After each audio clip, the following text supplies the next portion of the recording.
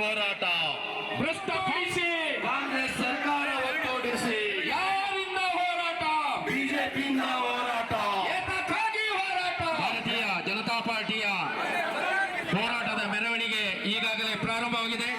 ಎಲ್ಲ ಕಾರ್ಯಕರ್ತರು ದಯಮಾಡಿ ಮೆರವಣಿಗೆಯ ಹಿಂದುಗಡೆ ಆಗಮಿಸಬೇಕಾಗಿ ಕಳಕಳಿಯ ವಿನಂತಿ. ಯಾರು ವಾಹನದ ಮುಂದುಗಡೆ ದಯಮಾಡಿ ಬರಬೇಡಿ. ನಮ್ಮ ನಾಯಕರು, ಭಾರತೀಯ ಜನತಾ ಪಾರ್ಟಿಯ ನಾಯಕರುಗಳ ಹಿಂದುಗಡೆ ಎಲ್ಲ ಕಾರ್ಯಕರ್ತರು ಆಗಮಿಸಬೇಕಾಗಿ ಕಳಕಳಿಯ ಮನವಿ. ರಾಜ್ಯ ಸರ್ಕಾರಕ್ಕೆ